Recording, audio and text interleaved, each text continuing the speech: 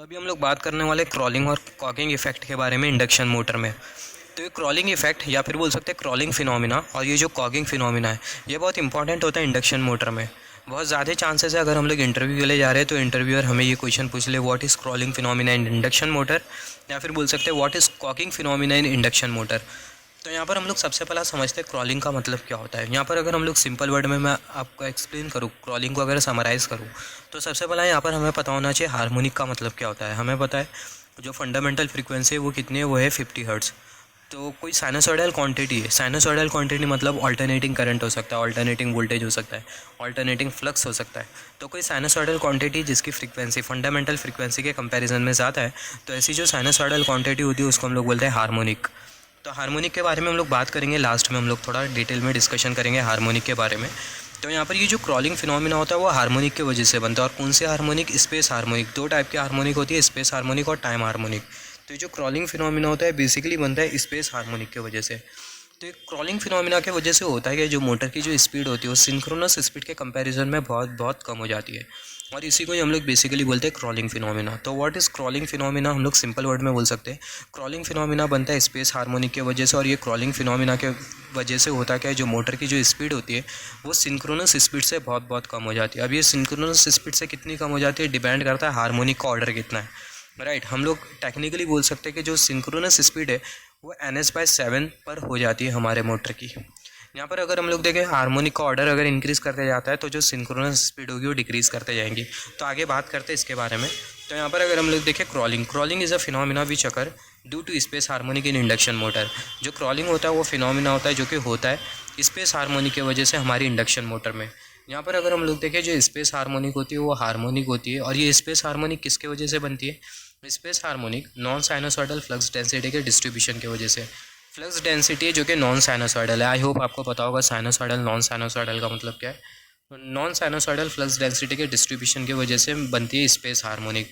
और यहाँ पर ये जो नॉन साइनोसॉइडल फ्लक्स डेंसिटी का जो डिस्ट्रीब्यूशन है वो कहाँ पर एग्जिस्ट कर रहा होता है? हमारे मशीन के एयर गैप में एग्जिस्ट कर रहा होता है। तो यहाँ पर अगर हम लोग देखें जो क्रॉलिंग होता है फिनोमिना होता है जो कि होता है हम स्पेस हार्मोनिक की वजह से हमारे इंडक्शन मोटर में। Space harmonics are harmonic, space harmonic वो हार्मोनिक होती है जो कि हमारे मशीन में अकर करती है नॉन साइनोसॉइडल फ्लक्स डेंसिटी के डिस्ट्रीब्यूशन की वजह से। This non sinusoidal flux density distribution, ये जो नॉन साइनोसॉइडल फ्लक्स डेंसिटी का जो डिस्ट्रीब्यूशन है वो कहाँ पर एग्जिस्ट कर रहा होता है? एयर गैप में एग्जिस्ट कर रहा होता है। तो यहाँ पर अगर हम लोग देखें जो स्पेस हार्मोनिक होता है उसका दो ऑर्डर होता है। पहली जो हार्मोनिक होती है वो होती है 6K+1 हार्मोनिक, और दूसरी जो हार्मोनिक होती है वो होती है 6K- हार्मोनिक। यहाँ पर ये वाली जो हार्मोनिक है इसको हम लोग पॉजिटिव सीक्वेंस हार्मोनिक भी बोल सकते हैं, और यहाँ पर ये वाली जो हार्मोनिक है इसको हम लोग नेगेटिव सीक्वेंस हार्मोनिक भी बोल सकते हैं। ये नेगेटिव सीक्वेंस हार्मोनिक की वजह से होता है क्या, मैग्नेटिक फील्ड क्रिएट होती है फंडामेंटल मैग्नेटिक फील्ड के अपोजिट डायरेक्शन में। और यहाँ पर अगर हम लोग देखें पॉजिटिव सीक्वेंस हार्मोनिक की वजह से भी मैग्नेटिक फील्ड क्रिएट होती है, मगर वो जो मैग्नेटिक फील्ड का जो डायरेक्शन होता है फंडामेंटल मैग्नेटिक फील्ड के ही डायरेक्शन में होता है। यहाँ पर अगर हम लोग देखें positive sequence harmonic produce magnetic field. जो पॉजिटिव सीक्वेंस हार्मोनिक होती है वो मैग्नेटिक फील्ड प्रोड्यूस करती है, और जो मैग्नेटिक फील्ड का जो डायरेक्शन होता है वो सेम डायरेक्शन में ही होता है फंडामेंटल मैग्नेटिक फील्ड के। मगर जो नेगेटिव सीक्वेंस हार्मोनिक है, negative sequence harmonic produce magnetic field and direction of magnetic field remain in the opposite direction of fundamental magnetic field. Negative sequence harmonic भी magnetic field produce करती है, और ये जो मैग्नेटिक फील्ड का जो direction होता है वो अपोजिट होता है फंडामेंटल मैग्नेटिक फील्ड के डायरेक्शन में। हम लोग ऐसा भी बोल सकते हैं नेगेटिव सीक्वेंस हार्मोनिक की वजह से होता क्या है, टॉर्क जनरेट होने लगता है हमारे मोटर के शाफ्ट पे, और वो जो टॉर्क होता है उसका जो डायरेक्शन होता है वो अपोजिट होता है नॉर्मल टॉर्क के कंपैरिजन में। तो यहाँ पर अगर हम लोग देखें ड्यू टू दिस हार्मोनिक, ये नेगेटिव सीक्वेंस हार्मोनिक की वजह से, यहाँ पर अगर हम लोग देखें due to this harmonic torque will appear over shaft, torque appear करता है शाफ्ट के ऊपर, और ये जो टॉर्क का जो डायरेक्शन होता है नॉर्मल टॉर्क के अपोजिट डायरेक्शन में होता है, जिसकी वजह से जो टॉर्क होता है वो नॉर्मल टॉर्क को अपोज कर रहा होता है। तो यहाँ पर अभी अगर हम लोग देखें जैसे कि हमने बात किया स्पेस हार्मोनिक की वजह से क्रॉलिंग फिनोमिना बन रहा है। यहाँ पर अगर हम लोग देखें जो स्पेस हार्मोनिक है वो फर्स्ट ऑर्डर हार्मोनिक हो सकती है, फिफ्थ ऑर्डर हार्मोनिक हो सकती है, सेवन्थ ऑर्डर हार्मोनिक हो सकती है। यहाँ पर जैसे जैसे हार्मोनिक का ऑर्डर इंक्रीज़ करते जाता है तो ऐसे केस में जो सिंक्रोनस स्पीड है वो कम होते जाती है। हमें पता है हमारी जो इंडक्शन मोटर है वो कितनी स्पीड पर घूमती है, सिंक्रोनस स्पीड पर घूमती है। अगर हम लोग हार्मोनिक का ऑर्डर इंक्रीज़ करते जाए, जैसे कि अगर हम लोग कंसिडर करें फिफ्थ ऑर्डर हार्मोनिक, तो जो सिंक्रोनस स्पीड है वो कितनी हो जाएंगी, NS/5। Seventh order harmonic consider करें तो जो मोटर की जो स्पीड हो जाएगी वो क्या हो जाएगी, NS/7। तो यहाँ से हमने ये देखा हार्मोनिक का ऑर्डर जब हम लोग इंक्रीज़ करते जाते हैं तो ऐसे केस में होता है कि जो सिंक्रोनस स्पीड होती है वो कम होते जाती है, हमने जो टॉर्क स्पीड जो कैरेक्टरिस्टिक जो कंसीडर किया था, जो टॉर्क स्पीड कैरेक्टरिस्टिक थी वो थी फर्स्ट ऑर्डर हार्मोनिक के लिए। टॉर्क स्पीड कैरेक्टरिस्टिक हमने जो बनाया था वो फर्स्ट ऑर्डर हार्मोनिक के लिए थी। और जो फर्स्ट ऑर्डर हार्मोनिक है उसको हम लोग फंडामेंटल हार्मोनिक भी बोलते हैं। यहाँ पर अगर हम लोग देखें, यहाँ पर हमने बनाया टॉर्क स्पीड कैरेक्टरिस्टिक, और यहाँ पर ये जो टॉर्क स्पीड कैरेक्टरिस्टिक है कौन से हार्मोनिक के लिए, फर्स्ट ऑर्डर हार्मोनिक के लिए, राइट। तो यहाँ पर अगर हम लोग देखें, यहाँ पर ये जो वाई एक्सिस है वो हमें इंडिकेट कर रही है टॉर्क, और यहाँ पर एक्स एक्सिस हमें इंडिकेट कर रही है स्पीड। यहाँ पर हमने टॉर्क स्पीड कैरेक्टरिस्टिक क्यों कंसिडर किया, इसका भी रीज़न आपको आगे पता चल जाएगा। यहाँ पर अगर हम लोग देखें, यहाँ पर ये N S speed, synchronous speed जिस पे हमारी मोटर घूमती है। यहाँ पर ये एन एस स्पीड के बाद वाला जो रीजन होता है जनरेटिंग रीजन, पहला वाला जो रीजन होता है मोटरिंग रीजन, ओरिजिन के पहला वाला जो रीजन होता है ब्रेकिंग रीजन। इसके बारे में हमें पता है। तो यहाँ पर अगर हम लोग एक चीज़ नोट डाउन करें, जब हमने फंडामेंटल फ्रीक्वेंसी कंसीडर किया, फर्स्ट ऑर्डर हार्मोनिक हमने कंसीडर किया, तो ऐसे केस में हमें जो टॉर्क स्पीड कैरेक्टरिस्टिक जो मिल रही है वो हमें कुछ इस तरीके से मिल रही है, और जो सिंक्रोनस स्पीड का जो मैग्नीट्यूड हमें जो मिल रहा है वो हमें कुछ इतना मिल रहा है। यहाँ पर ये जो गैप है वो हमें क्या इंडिकेट कर रहा है, सिंक्रोनस स्पीड का मैग्नीट्यूड। यहाँ पर ये जो डार्क लाइन है वो आपको क्या इंडिकेट कर रही है, सिंक्रोनस स्पीड का मैग्नीट्यूड। जैसे जैसे डार्क लाइन डिक्रीज करते जाएंगी तो जो सिंक्रोनस स्पीड का जो मैग्नीट्यूड होगा वो कम होते जाएगा। यहाँ पर अगर हम लोग देखें, यहाँ पर ये फर्स्ट ऑर्डर हार्मोनिक के लिए टॉर्क स्पीड कैरेक्टरिस्टिक हमें कुछ इस तरीके से मिल रही है, और सिंक्रोनस स्पीड हमें कुछ इतनी मिल रही है, सिंक्रोनस स्पीड हमें कुछ इतनी मिल रही है।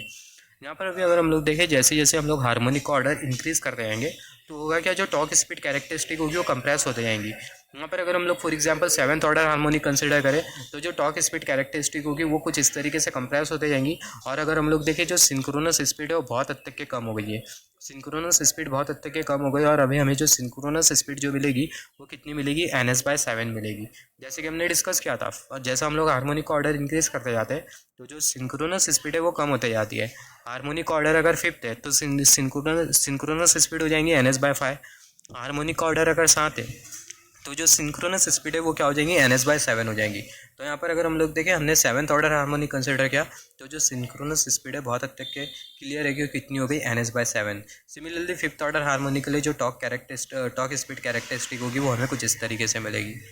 यहाँ पर अभी अगर हम लोग देखें, जब हम लोग ये सारी कैरेक्टरिस्टिक हो, यहाँ पर ये वाली कैरेक्टरिस्टिक, यहाँ पर ये जो फिफ्थ ऑर्डर कैरेक्टरिस्टिक है उसको हमने यहाँ पर बनाया, जो सेवन्थ ऑर्डर कैरेक्टरिस्टिक है उसको हमने यहाँ पर बनाया, मतलब ये जो सेवन्थ ऑर्डर के लिए हमने जो कैरेक्टरिस्टिक जो बनाया है उसको हमने यहाँ पर शो किया। जब हम लोग ये तीनों कैरेक्टरिस्टिक को मर्ज करें तो जो रिजल्टेंट कैरेक्टरिस्टिक होगी वो हमें कुछ इस तरीके से मिलेगी। यहाँ पर ये जो वाई एक्सिस हमें इंडिकेट कर रही है टॉर्क, एक्स एक्सिस हमें इंडिकेट कर रही है स्पीड। यहाँ पर अभी अगर हम लोग देखें, यहाँ पर हमने कुछ इस तरीके से लाइन बना दिया है, और यहाँ पर ये हमने कंसिडर किया है पर्टिकुलर पॉइंट, और ये जो पर्टिकुलर जो पॉइंट है इसको हम लोग बोलते हैं स्टेबल पॉइंट ऑफ ऑपरेशन। और यहाँ पर ये जो पर्टिकुलर जो पॉइंट है इसके बाद, ये जो पर्टिकुलर जो पॉइंट है इसके बाद जो मोटर की जो स्पीड होगी क्या होगी, डिक्रीज़ करने लगेंगी।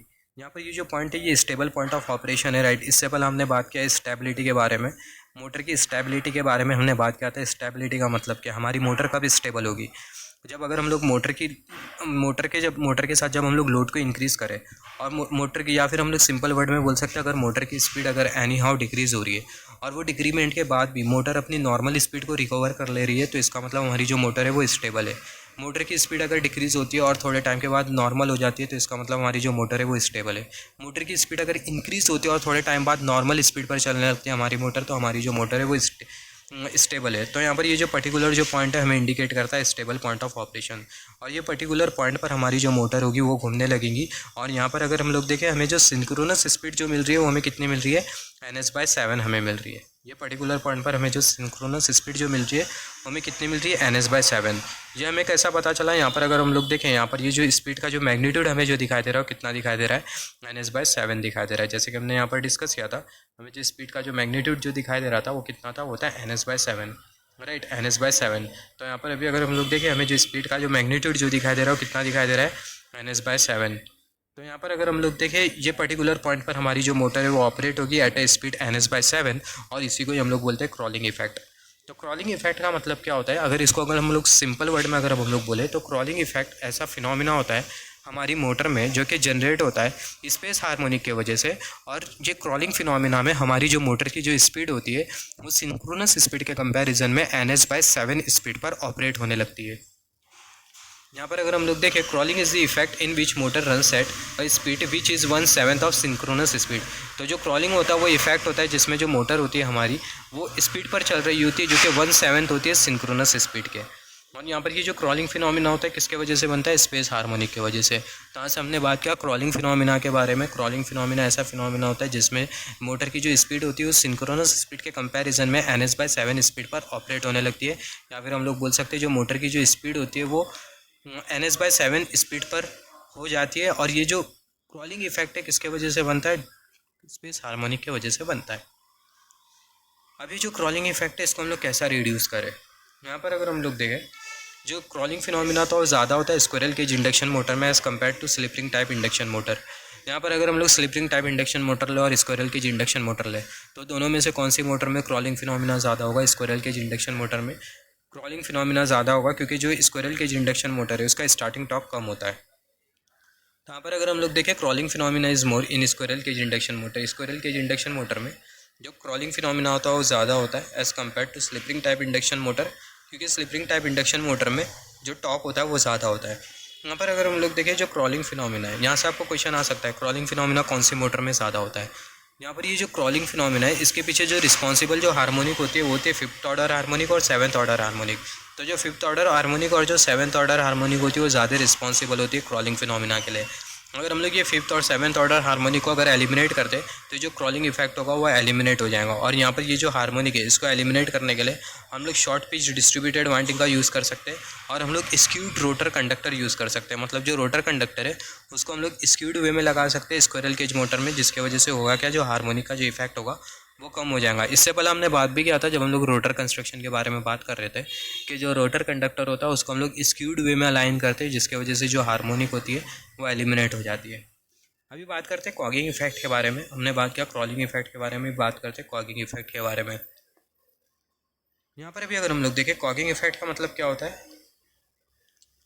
कॉगिंग इफेक्ट में बेसिकली होता है जो स्टेटर के स्लॉट और जो रोटर के जो स्लॉट होते हैं वो दोनों पैरेलली अलाइन हो जाते हैं, जिसकी वजह से होता क्या है, हमारी जो मोटर है वो घूम नहीं पाती। Even by applying rated voltage apply करने पे भी जो मोटर है वो हमारी घूम नहीं पाती। इसी को हम लोग बोलते हैं cogging phenomena. When stator slot and rotor slot remain equal, जब स्टेटर के स्लॉट और रोटर के स्लॉट बराबर में रहेंगे, या फिर हम लोग बोल सकते हैं कि स्टेटर के स्लॉट और रोटर के स्लॉट अगर इंटीजर मल्टीपल है एक दूसरे के, तो होता क्या है, कभी कभी जो मोटर है वो स्टार्ट नहीं हो पाती, और ऐसा जो फिनोमिना होता है इसको ही हम लोग बोलते हैं कॉगिंग फिनोमिना। यहाँ पर अभी अगर हम लोग देखें, यहाँ पर हम लोग ये वाले फिगर में देख सकते हैं, यहाँ पर ये जो स्टेटर के स्लॉट और यहाँ पर ये जो रोटर का स्लॉट, यहाँ पर ये स्टेटर और यहाँ पर ये रोटर, यहाँ पर ये स्टेटर का स्लॉट कर्सर के टिप, ये स्टेटर स्लॉट, यहाँ पर ये रोटर स्लॉट, यहाँ पर ये रोटर स्लॉट। तो यहाँ पर बहुत क्लियर है कि जो स्टेटर का स्लॉट और जो रोटर का जो स्लॉट है दोनों का पैरेलल अलाइनमेंट हो गया है, राइट। पैरेलल अलाइनमेंट मतलब यहाँ पर ये स्टेटर तीत rotor teeth, stator slot rotor slot, stator तीत rotor teeth, stator slot rotor slot, stator तीत रोटर तीत। तो यहाँ पर बहुत क्लियर है कि जो स्टेटर का जो स्लॉट और जो रोटर का स्लॉट, या फिर हम लोग बोल सकते हैं स्टेटर का स्लॉट और तीत, रोटर का स्लॉट और तीत दोनों पैरेलली अलाइन हो गए। तो यहाँ पर अगर हम लोग देखें parallel alignment of stator and rotor तीत, तो पैरेलल अलाइनमेंट की वजह से होता क्या है, जो मैग्नेटिक पोल्स जो क्रिएट होते हैं वो कुछ इस तरीके से क्रिएट होते हैं कि जो मैग्नेटिक पोल्स होते हैं वो एक दूसरे को अट्रैक्ट कर रहे होते हैं, जिसकी वजह से हमारी जो मोटर है घूम नहीं पाती। जैसे फॉर एग्जांपल अगर हम लोग देखें, यहाँ पर अगर साउथ पोल क्रिएट होगा तो यहाँ पर नॉर्थ पोल, यहाँ पर नॉर्थ पोल क्रिएट होगा तो यहाँ पर साउथ पोल, यहाँ पर साउथ पोल अगर बन रहा है तो यहाँ पर नॉर्थ पोल। तो बेसिकली होगा क्या, पैरेलल अलाइनमेंट की वजह से और ये मैग्नेटिक पोल की वजह से, ये जो मैग्नेटिक पोल्स होंगे वो एक दूसरे को अट्रैक्ट करेंगे, जिसकी वजह से जो रोटर है वो रोटेट ही नहीं हो पाएगा। तो यहाँ पर अगर हम लोग देखें due to equal stator and rotor slot, stator और रोटर स्लॉट बराबर होने की वजह से अट्रैक्टेड पोल्स फॉर्म होते हैं, और ये जो अट्रैक्टेड पोल्स होते हैं और रोटर के रोटेशन को अपोज करते हैं, और इसी को हम लोग बेसिकली बोलते हैं मैग्नेटिक लॉकिंग। तो मैग्नेटिक लॉकिंग की वजह से हमारी जो मोटर है वो घूम ही नहीं पाती। तो यहाँ से हमने कॉगिंग फिनोमिना से क्या समझा, कॉगिंग फिनोमिना से हमने ये समझा जब स्टेटर के स्लॉट, जब स्टेटर का रोटर तीत, जब स्टेटर का स्लॉट और तीत और रोटर के स्लॉट और तीत दोनों पैरेलली अलाइनमेंट हो जाते हैं, दोनों का जब अलाइनमेंट पैरेलली हो जाता है, दोनों जब बराबर में होते हैं, वैसे केस में होता क्या है, मैग्नेटिक पोल्स क्रिएट होते हैं, और ये जो मैग्नेटिक पोल्स होते हैं वो अट्रैक्टेड मैग्नेटिक पोल्स होते हैं, जिसकी वजह से मैग्नेटिक लॉकिंग हो जाती है, और ये मैग्नेटिक लॉकिंग की वजह से हमारे मोटर का जो रोटर है वो घूम ही नहीं पाता, even by applying rated voltage. हम लोग ऐसा भी कॉगिंग फिनोमिना को डिफाइन कर सकते हैं, due to parallel alignment of stator and rotor teeth, stator और रोटर के तीत का पैरेलल अलाइनमेंट होने की वजह से होता क्या है, मिनिमम रिलक्टेंस पाथ क्रिएट होता है फ्लक्स के फ्लो के लिए। जो रिलक्टेंस है उसको हम लोग रेसिस्टेंस से कंपेयर कर सकते हैं, और जो फ्लक्स है उसको हम लोग कंपेयर कर सकते हैं करंट से।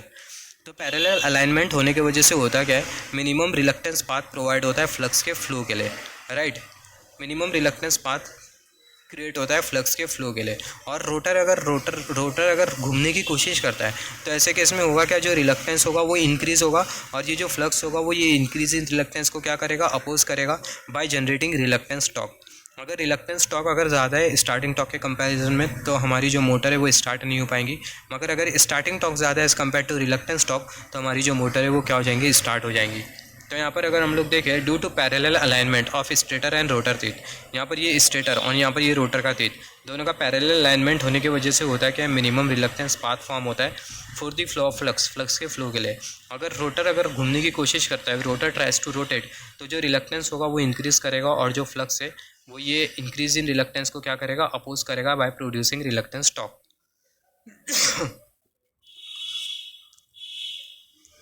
ये जो रिलक्टेंस टॉर्क होता है वो क्या करता है, रोटर के रोटेशन को अपोज करता है। This reluctance torque opposes rotation of rotor. अगर स्टार्टिंग का टॉर्क अगर कम होता है रिलक्टेंस टॉर्क के कंपैरिजन में तो जो मोटर है वो स्टार्ट नहीं होगी। In order to start motor को स्टार्ट करने के लिए जो स्टार्टिंग का जो टॉर्क है वो ज़्यादा होना चाहिए रिलक्टेंस टॉर्क के कंपैरिजन में, तब जाके जो मोटर होगी वो स्टार्ट हो जाएंगी। अभी हम लोग बात करते हैं कि जो कॉगिंग इफेक्ट है उसको हम लोग किस तरीके से मिनिमाइज़ करें। कॉगिंग फिनोमिना तो हमने समझा, कॉगिंग फिर सॉरी फॉर दैट। जो कॉगिंग फिनोमिना उसको हम लोग दो तरीके से डिफाइन कर सकते हैं, राइट। पहला जैसे कि हमने डिस्कस किया, पहला हमने किस तरीके से डिफाइन किया, स्टेटर टीथ रोटर टीथ बराबर होने की वजह से होता क्या है, अट्रैक्टेड पोल्स क्रिएट होते हैं और ये अट्रैक्टेड पोल्स की वजह से होता क्या है, मैग्नेटिक लॉकिंग हो जाती है और ये मैग्नेटिक लॉकिंग की वजह से हमारी जो मोटर का जो रोटर है वो रोटेट ही नहीं हो पाता। दूसरा आप ऐसा बोल सकते हो, दूसरा हम लोग ऐसा भी डिफाइन कर सकते हैं, स्टेटर टीथ रोटर टीथ दोनों बराबर होने की वजह से होता क्या है, मिनिमम रिलक्टेंस पाथ प्रोवाइड होता है फ्लक्स के फ्लो के लिए। मिनिमम रिलक्टेंस पाथ क्रिएट होता है फ्लक्स के फ्लो के लिए। अगर रोटर अगर घूमने की कोशिश करता है तो ये जो रिलक्टेंस होता है वो इंक्रीज़ करता है और ये जो फ्लक्स है ये इंक्रीज इन रिलक्टेंस को क्या करता है, अपोज करता है बाय जनरेटिंग रिलक्टेंस टॉर्क। और यहाँ पर ये जो रिलक्टेंस टॉर्क होता है मोटर के रोटेशन को क्या करता है, अपोज करता है। रिलक्टेंस टॉर्क अगर कम होता है स्टार्टिंग टॉर्क के कंपैरिजन में तो ऐसे केस में हमारी जो मोटर है वो स्टार्ट हो जाएंगी। यहाँ पर अगर हम लोग देखें जो कॉगिंग इफेक्ट है उसको हम लोग कैसा रिड्यूस करें, जो स्टेटर और जो रोटर के जो टीथ है वो इंटीजर्स के मल्टीपल के फॉर्म में नहीं होना चाहिए और जो स्लॉट है वो स्क्यूड होना चाहिए। अगर हम लोग स्लॉट को स्क्यूड रखें, स्टेटर और रोटर के स्लॉट को स्क्यूड रखें तो ऐसे केस में होगा क्या, पैरेलल अलाइनमेंट नहीं हो पाएगा।